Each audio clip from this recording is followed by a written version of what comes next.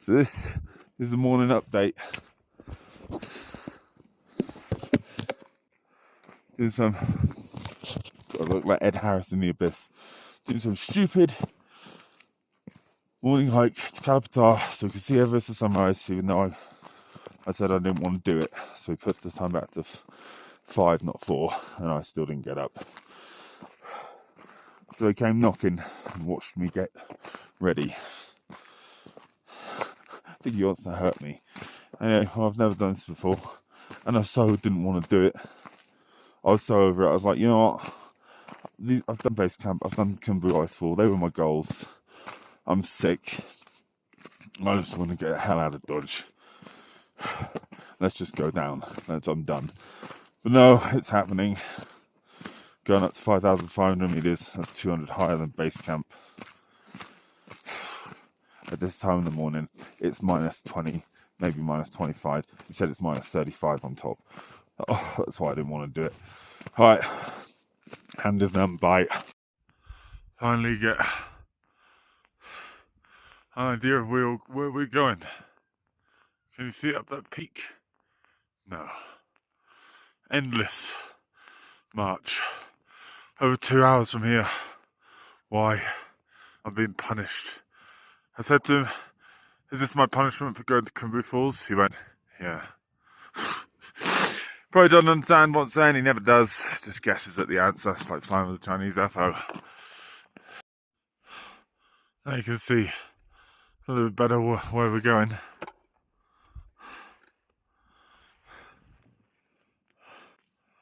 And why we're going there. Oh, it hurts. Oh, look at me at Everest. We're probably about 5,200 meters right now, I guess. I mean, just hanging out at Everest. But even though it's a bit of a bastard, I hoped that was the top. Then I hoped that was the top. Then I thought Donna told me that one in the middle was the top, which worried me a lot. And it's something else that I missed. Anyhow.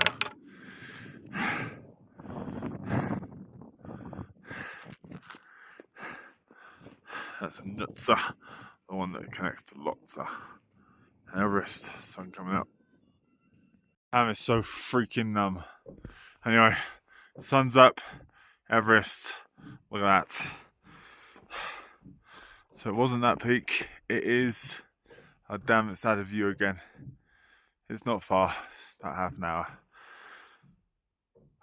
It's not that white one, that's like over 6,000 meters. Where we're going is 5,500. And I might have only started serious hiking in August in preparation for this. But this right here, jumping rocks, this is what I do, y'all. All day. Although it is a little bit more tricky at 5,400 meters. Hey Nara, remember when you told me not to rock climb at Victoria Falls? How do you like me now, huh? So, looks like it's a snow trek from here. And there is the summit. I can't zoom in because that takes 2 hands, so you're just going to have to squint. Got to do obligatory Everest shot. There we go. Getting closer.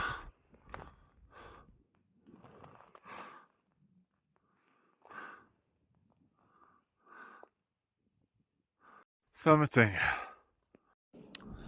Everest. Made it to the top.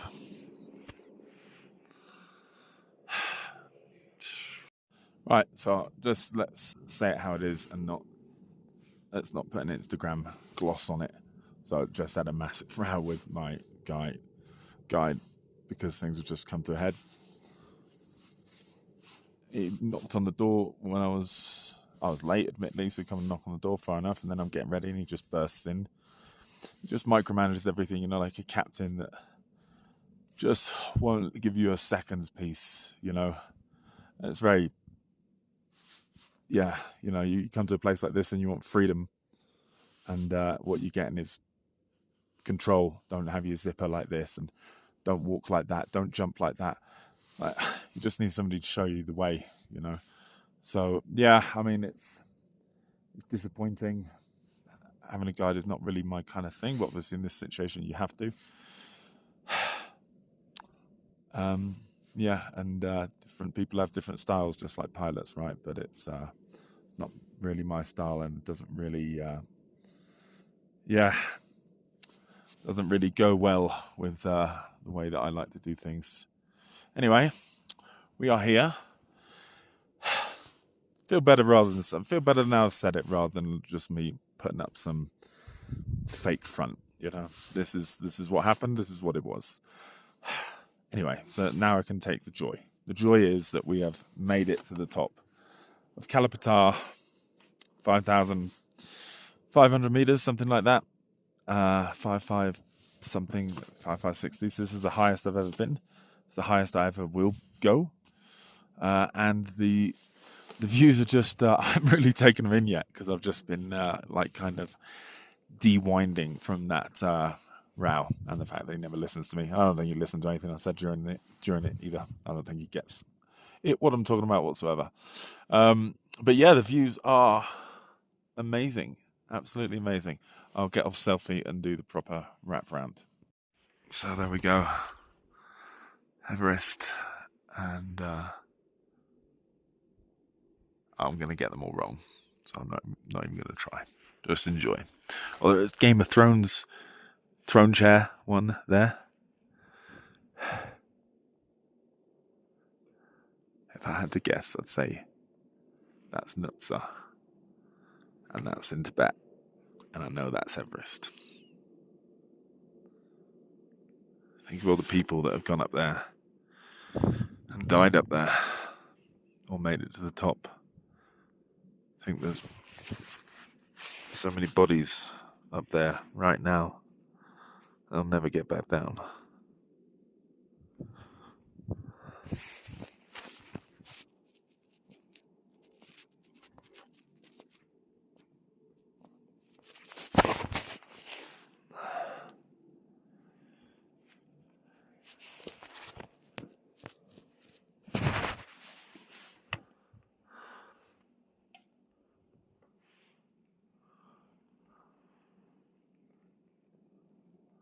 Whence we came.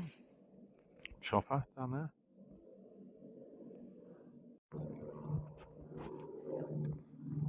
Chopper and our old friend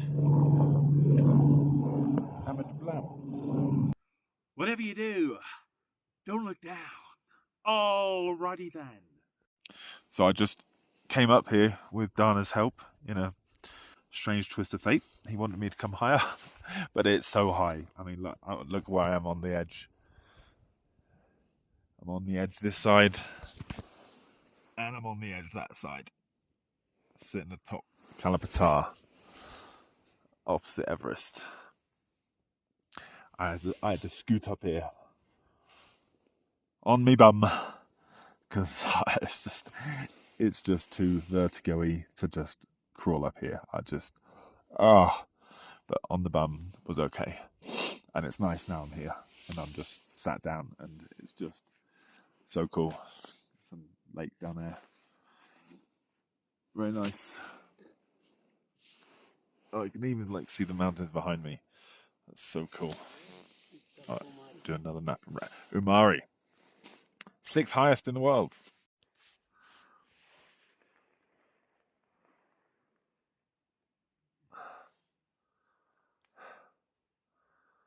Game of Thrones, Tibet, Everest, Nutsa, Abad Blam, Lobershire East.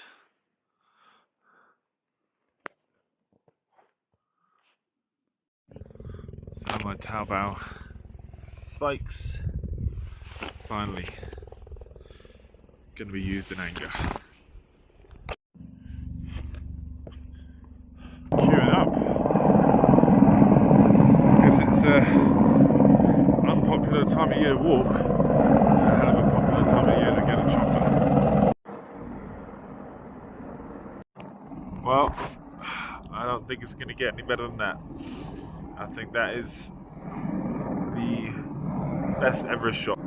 Ginger lemon honey. Mixed omelette. So leaving Gorak Shep.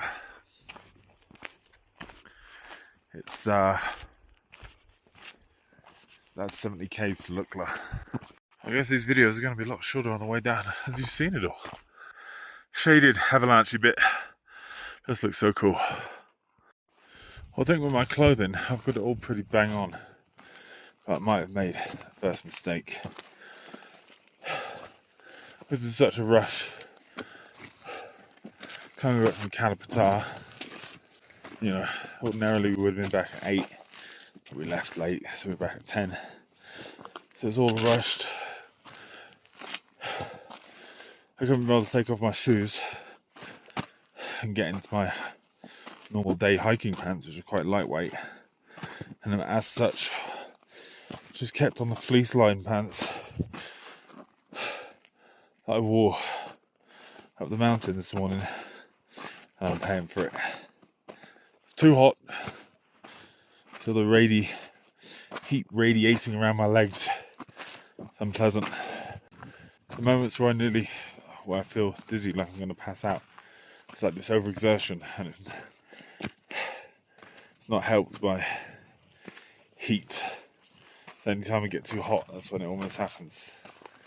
So wearing fleece-lined pants, it's not great. Oh, also notice another time I almost pass out is every time I drink the water, because it's ice water, and your body's hot, and you drink ice water,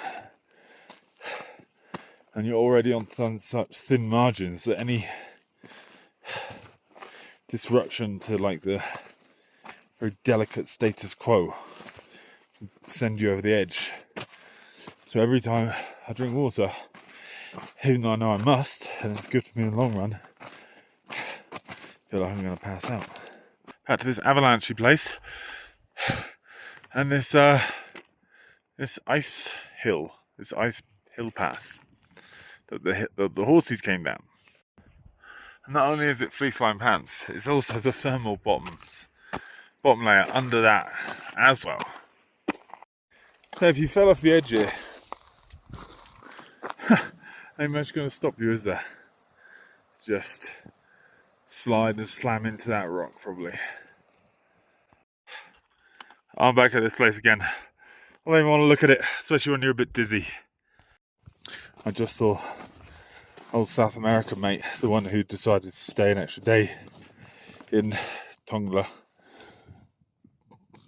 And he stayed an extra day in Periche. He's not liking the way he's adjusting.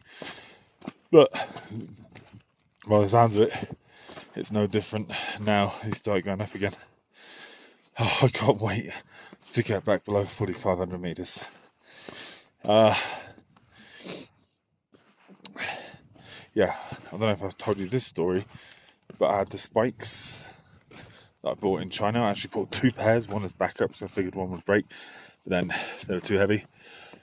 So I only brought one, and then we get to the top of Kalapathar today, and after our little tiff, even,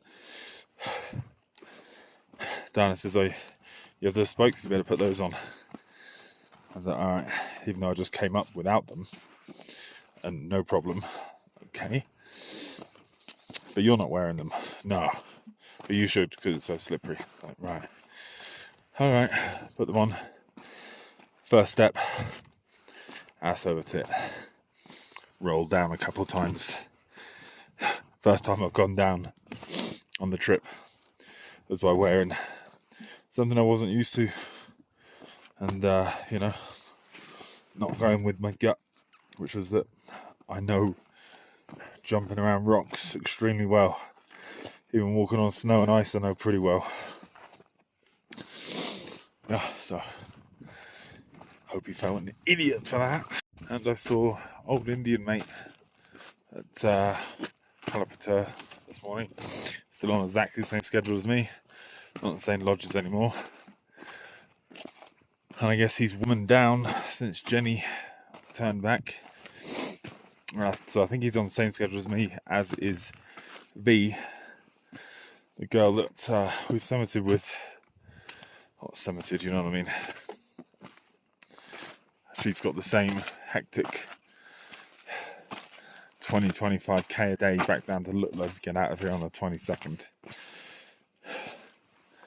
And that is non-negotiable for me. Otherwise, it seems to be for everybody else, but not for me. Otherwise, I'll have to cancel Christmas. And this morning, Diana took my bag because he didn't have anything. He's like, I can carry your bag up to Kalapathar peak. So yeah, alright. Why not? But now today, I don't know if he sees I'm in worse state or if he feels guilty. It's twice he's offered to take my bag, as well as his. No way, man. As if I've come all this way carrying my bag. I'm going to give it to you after base camp. Don't think so. I didn't explain it to him because he won't get it and he probably won't even understand the words I'm saying. So, I mean, that's it, isn't it? I've done it. And I did it without Dimox. Oh, woohoo! Yeah, I mean, that's not to say I've been symptomless. I mean, I've been struggling with dizziness and drunkenness, headaches, but maybe it's just because I'm hard as nails. But I was just waiting for it to be worse than that, you know? Like the headaches were always, you know, a nausea, but never debilitating. And the almost passing out has been manageable by just stop doing what you're doing or sit down. And the drunkenness hasn't been loads actually. That was only like when reaching those levels for first times. Yeah, so quite happy for that. And there is a part of me that wanted to, you know, like experience what this is like. You know, what the body goes through, like an experiment, and not kind of hide it. I was waiting for the moment where I throw up, and I was like, right, this is it, because I can't be doing it dehydrated. And that moment never came. So yeah, that's it, done. No Dimox. I'm running down the hill, or down the mountain from Kalapathar this morning. Done something to my right calf. That's not good. I'm alright, I can walk, but given that I've got to walk another 15k today and then 20 to 25k the next 2 days, electrolytes have been serving me pretty good so far. Hopefully they'll keep up that running form. So I don't know if I did mention this morning, Kalapathar is 5,560 metres, so that's it's going to be over 18,000 feet, isn't it? Wow. Oh, it's so nice having the high ground. I look down at this guy, and obviously the first thing that comes to mind, mug. You're a mug, mate. Glad I ain't coming up here. This is the most underfueled I realise I've been today. I had a stew for dinner last night. For breakfast I had nothing, and then went to the highest elevation I'll ever go to in my life, 18,000 something feet. Came back, had an omelette, because this place doesn't just, you know, throw things together. No, you have to buy everything individually. So my free breakfast, I had to choose one. I was like, whenever I got a surplus of chocolate bars anyway. Excuse me if you heard that. And luckily there's no smell-o-vision on this. And yeah, but Dana felt so bad that he donated me, because they all get free breakfast and free Wi-Fi, well, not free Wi-Fi, free power charging and free tea and everything. Well, we get reamed. So he gave me a bit of bread. But that's it, you know, that's pretty underfueled. What I said about you when I saw you from up there is that my first instinct was mug. I'm glad I'm not coming up here. It's not Mug, it's a legend, it's Luke! Well, the excitement of seeing Luke and it not being a mug made me fall over on loose gravel. So I cut up both hands, well, side of one hand a little bit, and this finger. Not too bad, but that's quite annoying. 2 falls in the same day. And I'm pretty sure I was going to get away with none. So on a rest, seeing a familiar face, or more importantly, I guess, coming down that hill, down more in the valley now, I feel a hell of a lot better. The thing that I guess you don't associate with Everest and the Himalayas is how much loose rock there is. It's just avalanches all the time. I've seen a dozen avalanches. Avalanche, and it, my lover. Hey go, Laura, there's my Janner coming out, innit? But yeah, you think it's just all snow and mountains and stuff, but there's actually lots of loose rock. I don't even want to, I shouldn't even stand here. I'm gonna get. Yeah, apparently Luke's guide, same deal. Like, is just miles behind him or in front of him, and yells back like, "You still there? Yeah, all right." Not like mine. There's these old friends, and look, one of them, he gets a bit defensive, look, and he does this. Look at that! Check that display. Yeah. I'm sure amongst your kind, that's terrifying, but I've got to be honest with you, it doesn't do it for me. How about you? What you got? You got some? No? Maybe you're the other gender. Or are you non-gender? Are you binary? Or non-binary? No? What about you? Oh yeah, yours showing.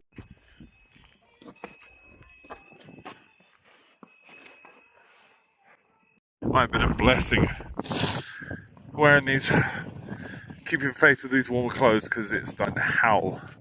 And yeah, long sleeve thermal layer and fleece pants. Fleece are quite nice. Blam. Kind of shit you just wouldn't understand. Every time I sing that, or anything, or make any noise, Donna freaks out. Jeez.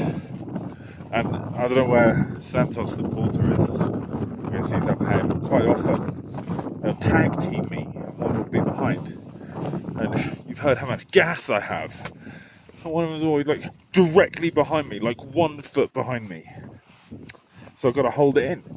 And then that makes me like need to pass out even more. Horrific. These guys are supposed to be looking out for my safety. Because of the rock climbing. On the way down from Kalapathar, I think I might got a little bit carried away, like trying to prove to Dana, like, "Hey, I'm messing with you know, this is what I do." But it ain't what I do very often, and I'm feeling it in my left knee, right calf. I've got a little bit carried away. We are back to Periche. Got a sensible 4,900 meters, we're back below 5. I don't really remember doing this last time. It's probably first thing in the morning. Was that yesterday? Do you like climb Mount Everest yesterday? Were you here yesterday? Yeah. No. Yeah. Cool. Back to Hotel Peak 15.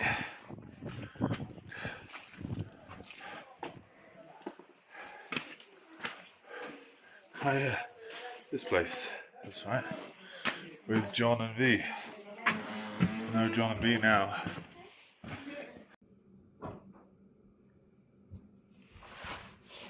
Ginger tea. Huge pile of chow mein. Damn you bad. Damn you bad. These things. So leaving Le Boche, going to Periche, which is the one in the valley that I pointed out. in my evening attire. Back through the memorial site. You know, I kind of figured that once you start coming down, that's it, you know, it's over, it's easy. No, it's not. The internet's a bunch of BS. Because you've been up here for so long, you're so tired, you've been at this altitude for so long, and every up, it's still an up at this altitude, even if you are gradually descending. You know, Luke there was a gum bleed. I was falling over, I got all these leg muscle strains. Peter must be at high camp, or base camp for Periche East. Especially if he's at high camp, he's in a world of pain right now. Mountain is killing us. Flock of my new favourite bird.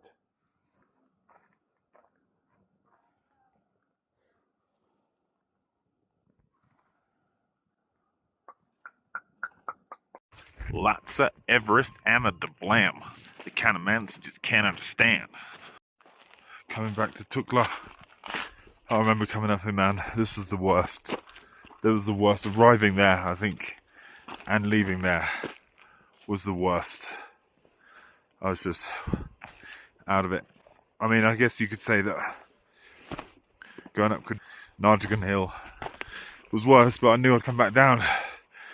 This was terrible because there was no coming down. It was only up.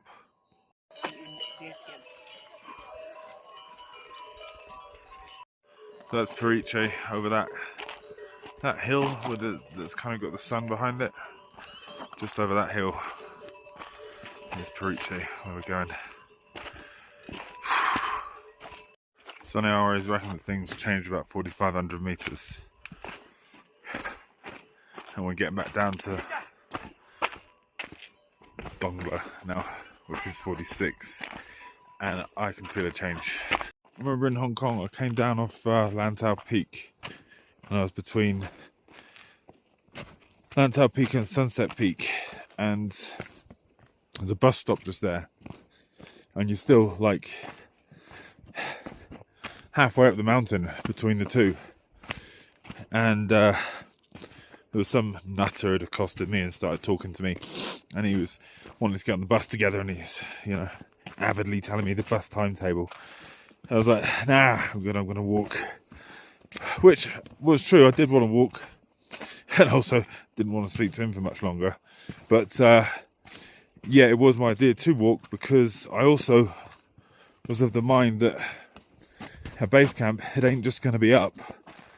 I'm going to have to come down as well. There's going to be days of almost just down. So pleased I did that, although it is hurting right now. And the knee bandage is back on the right knee. And the last time it went on was after I descended all the way down to that river. Now it's back on again after descending off Kalapathar. Hello, goodbye. Slider. Back to the river. So we are actually breaking new ground here, because last time when we came up, we were on that ridge and I was moaning about how, you know, we just got away from the river and we actually come back down to it. And I was kind of drunk, but now we are going down into the valley to go along the river towards that town I talked about, Periche. Been at this for 11 hours now. It's not funny. The most I did in Hong Kong was 10. This is 11. Okay, I stopped. Well, I guess I was at the hotel for about an hour, getting my bag and having the omelette, but still. So let's say it's 10. I stopped for half hour just now for lunch. Yeah.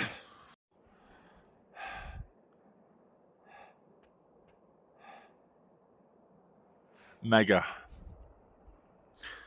And kind of forgotten this, but there, up that little, like where the mountain meets that slag heap, is Chodo Lake, which I've harped on about enough. Another gnarly ski slope for you, Chief.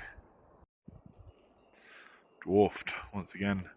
So finally, I have destination in sight. So the first one is just on yak farming, apparently. Second one, that's probably going to take us another hour.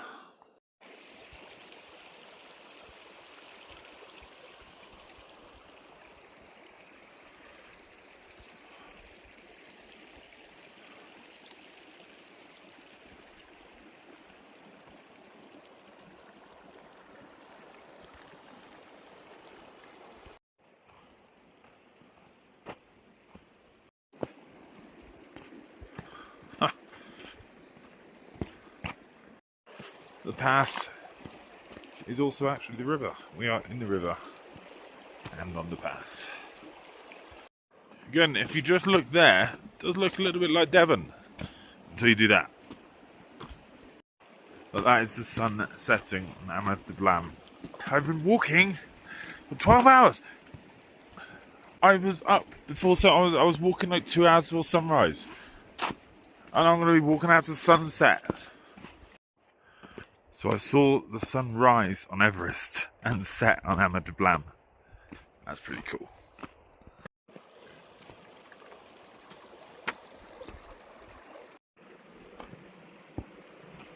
Arriving at